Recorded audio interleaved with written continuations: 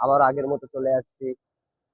আজকে আমি আসছি এমন একটি জায়গায়, সেটা হলো যে আপনার সেখানে আসলে আপনাকে মনে করিয়ে দিবে যে 1971 সালে যে স্বাধীনতার যে আমরা বিজয় লাভটা করেছি, এবং পাকিস্তানের সাথে যে আমরা পূর্ব পাকিস্তান আর পশ্চিম পাকিস্তান মিলে উভয় মিলে যে যুদ্ধ হয়েছে, আমরা সেই যুদ্ধের যে কিছু স্মৃতিচারণ বিজয় করেছি, আমাদের এই বাঙালি বিজয় হয়েছে, সেই স্মৃতিচারণ নিয়ে আসছি এখানে দেখানোর জন্য। কিছু স্মৃতিচারণ রাখা হয়েছে, এখন কিছু ভাস্কর্য যে স্মৃতির আদলে আজও রয়ে গেছে, যে কিছু ভাস্কর্য পড়ে আছে। দেখেন, আমরা সেই স্থানটায় আসছি, যেখানে আসলে আপনাকে মনে করিয়ে দিবে যে আমাদের এই বাংলাদেশে একসময় স্বাধীন হয়েছে, যুদ্ধ হয়েছে।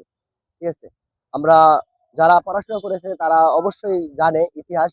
ঠিক আছে, তাদেরকে নতুন করে কিছু বলতে হবে না।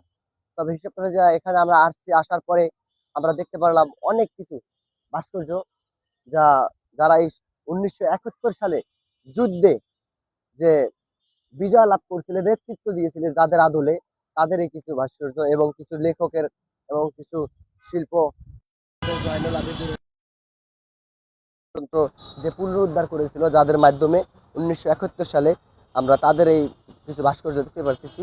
আর সেটা সংরক্ষণ করেছিল ঢাকা দক্ষিণ সিটি কর্পোরেশন, কিন্তু সেটা কালের পরিবর্তনে ধ্বংস হয়ে যাচ্ছে। আর এই ধ্বংস হওয়ার পরটা আমরা দেখাচ্ছি, আপনারা দেখুন একটু ঘুরে।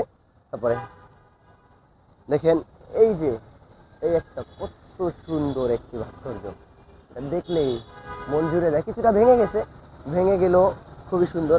এই জায়গায় আছে, ওই যে আপনি দেখতে পাচ্ছেন, ওই যে একটা, আরো আমি আপনাকে দেখাচ্ছি যে এই যে, বাহ, কি মনোমুগ্ধকর।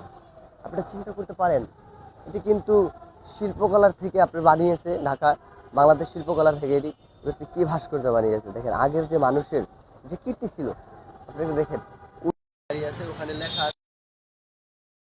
অথবা এই গণতন্ত্র মুক্তি পাওয়ার পর থেকে এটি বানিয়েছে, আমরা সেটা জানতে পারলাম বা দেখতে পেরেছি।